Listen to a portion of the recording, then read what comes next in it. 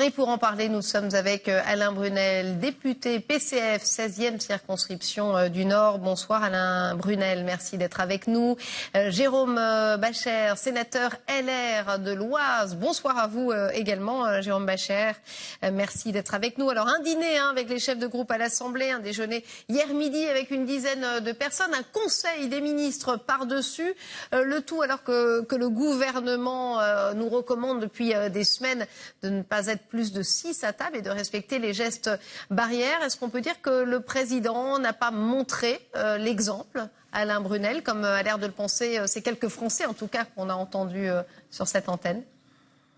Moi, je pense tout à fait, parce qu'on vit une situation depuis le mois de mars avec des confinements, des recommandations.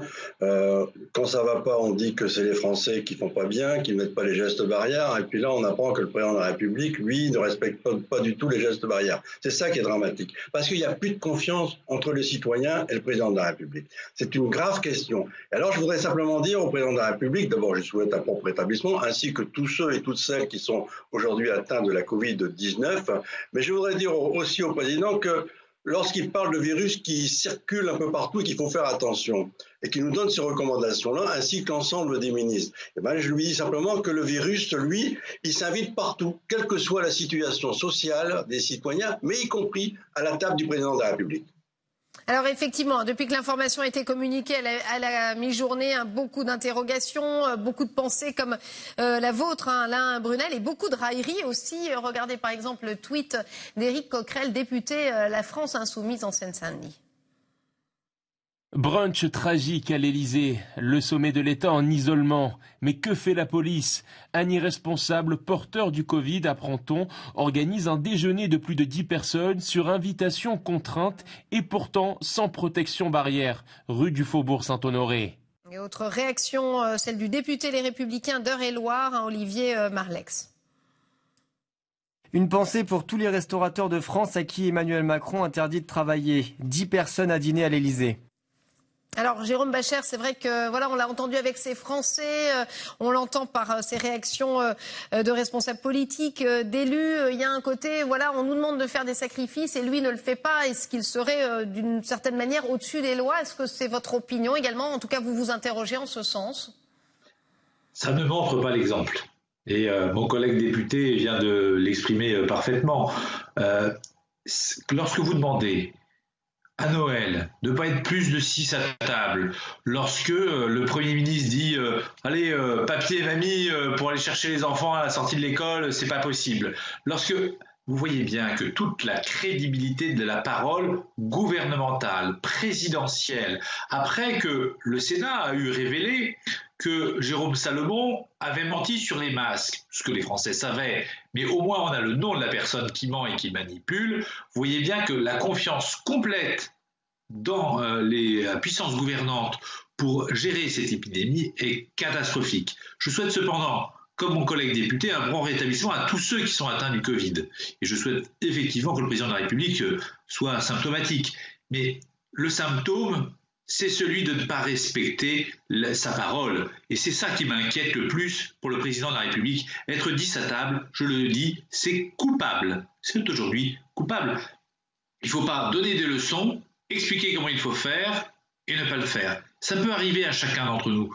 Moi, je sais que, par exemple, à Noël, je serai 7, parce que je ne vais pas faire autrement. Mais voilà, c'est comme cela, on essaye de limiter au maximum. Et au Nouvel An, nous serons juste ma famille, point barre. Il n'y aura personne. On peut donner l'exemple et on peut éviter ces dîners de travail de fin de période qui sonnent un peu repas de fête. Alors c'est vrai qu'Alain Brunel, le président, le gouvernement pourrait nous répondre, on travaille pour l'État, pour les Français, c'est peut-être différent de faire un repas de Noël à 6.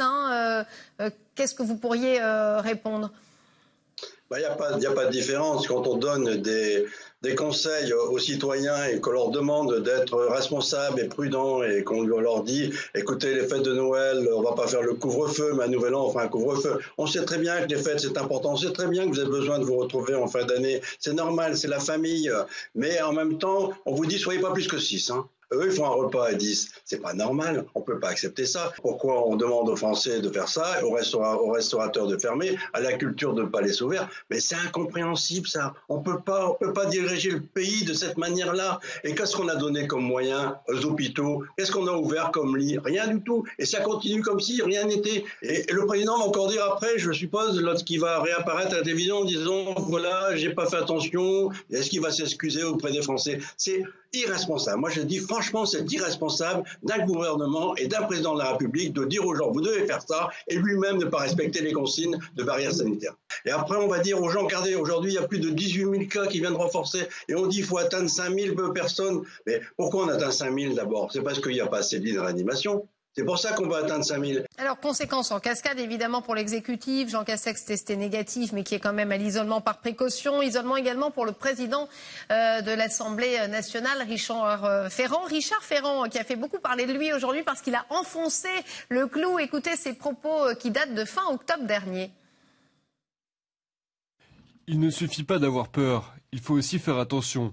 Si nous sommes malades demain, c'est qu'à un moment donné, nous n'aurons pas fait aussi attention que nécessaire. Chacun d'entre nous doit être en vigilance pour les autres et pour soi-même.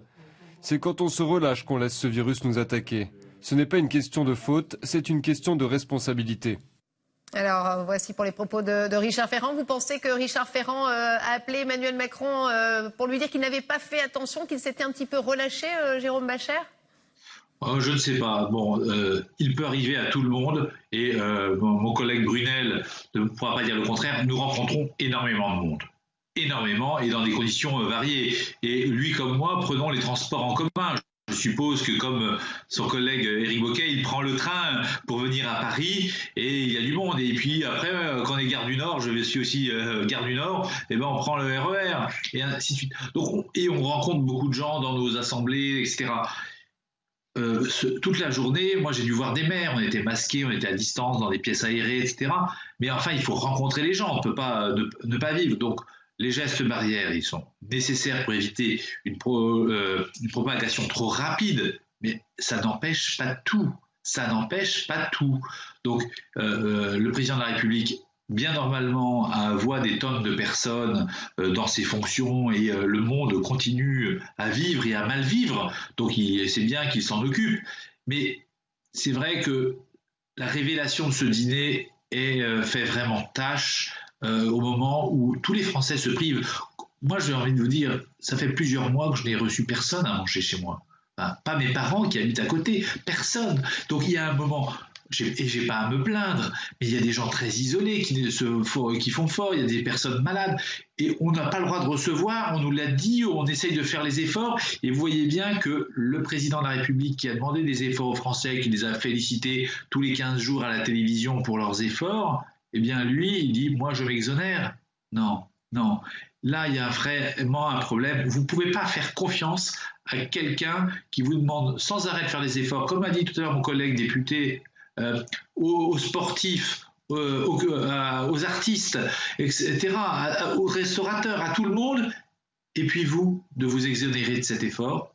Il vient de s'exonérer de cet effort, pas de chance, tout de suite il est pris par la patrouille. Vous savez, dans le monde moderne, il faut faire très attention et je ne sais pas si je suis moi-même exempt de tout reproche, et donc faisons bien attention les uns les autres. Alain Brunel, selon vous, est-ce qu'il y aura un impact politique sur la présidence d'Emmanuel Macron? Parce que c'est vrai que finalement, ce n'est pas le seul dirigeant.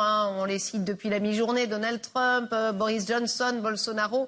C'est pas le seul à avoir attrapé le coronavirus, Emmanuel Macron. Il y aura des conséquences, selon vous, en France?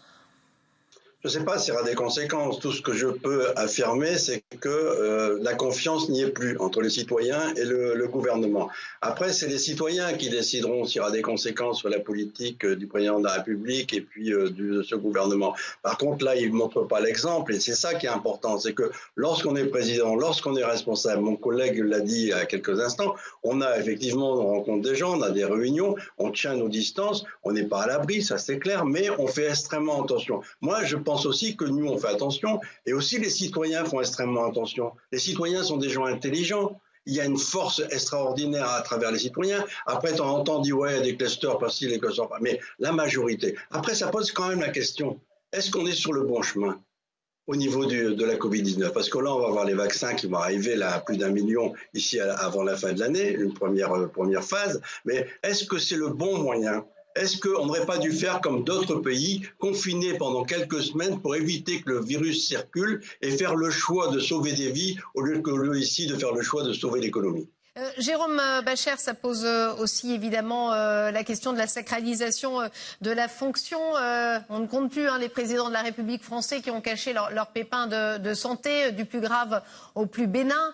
D'ailleurs, est-ce que vous laissez au moins, vous concédez au moins à Emmanuel Macron qu'il y a eu une forme de transparence sur cet épisode aujourd'hui? Tous ceux qui sur les réseaux parlent de complot sur le Covid, etc. Ça va permettre de tuer cette idée, au moins je l'espère, que tous les complotistes en tout genre pensent que c'est un faux sujet que ce virus. Bon, voilà, le président de la République est touché, comme n'importe quel humain, il est touchable, ce n'est pas un intouchable.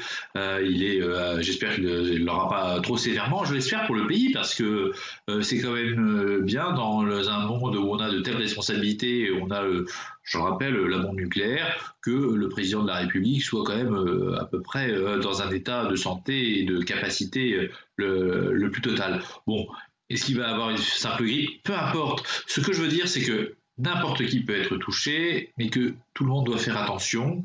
Et alors moi je suis pas tout à fait d'accord avec mon collègue, mais de temps en temps c'est normal que nous ayons quelques différences, même si les gaullistes et les communistes savent se rapprocher au moment où il faut résister ensemble. Mais sur l'économie, c'est aussi important de la faire vivre. Et c'est vrai que j'ai constaté ces derniers jours à Paris que dans les magasins, par exemple, il y avait des foules incroyables. Et il ne faudra pas s'étonner qu'il y ait une troisième vague. Je le dis vraiment simplement. Ce n'est pas possible autrement. Ce n'est pas possible autrement. Cela est inquiétant, créera d'autres soucis, d'autres épreuves. Mais j'aimerais bien avoir un capitaine du navire qui nous demande beaucoup d'unité, qui soit effectivement exemplaire à barrer le bateau. Vous venez de mettre le doigt sur le problème aujourd'hui. Est-ce que quand on verra Emmanuel Macron nous parler de guerre à la télévision, nous dire de faire des efforts, parce que s'il y a une troisième vague, ça veut peut-être dire qu'il y aura un nouveau confinement. Dans ces conditions, comment demander justement aux Français d'accepter un nouveau confinement? Est-ce que ça n'a rien à voir, peut-être, Alain Brunel? Après, s'il y a une troisième vague qui se dessine, de toute façon, malheureusement, on ne souhaite pas qu'elle ait lieu, mais tout le monde dit qu'aujourd'hui, on va sur la troisième vague et que les fêtes de fin d'année risquent aussi d'entraîner la troisième vague. Bon, il va falloir prendre des décisions. Et quand le président de la République, par exemple, dans le cadre de l'Assemblée nationale et du Sénat, propose un état sanitaire et un état d'urgence sanitaire, nous votons. Donc chacun y donne son avis là-dessus. Donc moi, je pense que les citoyens sont responsables. Alors que le président de la République, il dise après comment on va faire sur la troisième vague et qu'il y a des dispositions qui soient prises, effectivement, elles seront prises. Parce que les gens, quand je parle d'intelligence collective, les gens sont des gens intelligents. Ils savent très bien qu'ils ne vont pas prendre de risques pour eux et aussi pour leur famille. Ils sont déjà aussi malheureux comme ça quand ça se passe pour un membre de leur famille. Lorsqu'ils ne peuvent pas non plus assister à un enterrement, lorsqu'ils ne peuvent pas être auprès de leurs proches, quand celui-ci malheureusement décède par le Covid.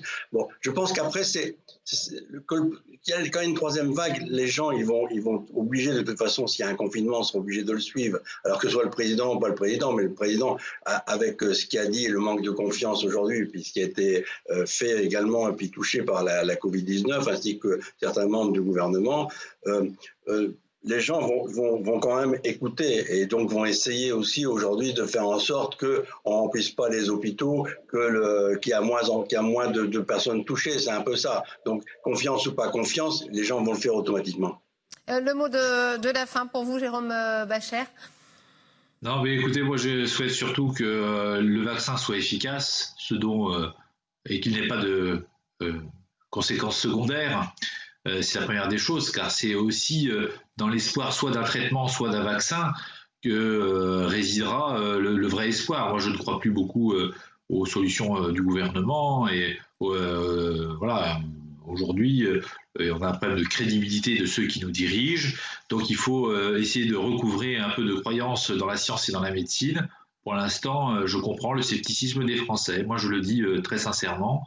J'ai été dans les tout premiers vaccinés contre la grippe pour la première fois de ma vie pour écouter et dire aux gens vaccinez-vous contre la grippe pour éviter d'avoir le double effet Covid-grippe. Là, j'avoue que alors, je ne suis pas du tout un public prioritaire, mais on s'inquiète des conséquences secondaires forcément sur ce vaccin, mais il faut espérer vraiment qu'il fonctionne, qu'on y arrive et qu'on ne rate pas la vaccination comme on a raté les masques, comme on a raté le testing, comme on a raté le confinement. Et on apprend ce soir que Emmanuel Macron se confinera à la lanterne, cette résidence des présidents français proche de Versailles. Merci à vous deux, Alain Brunel et Jérôme Bachere, d'avoir été avec nous en direct sur RT France.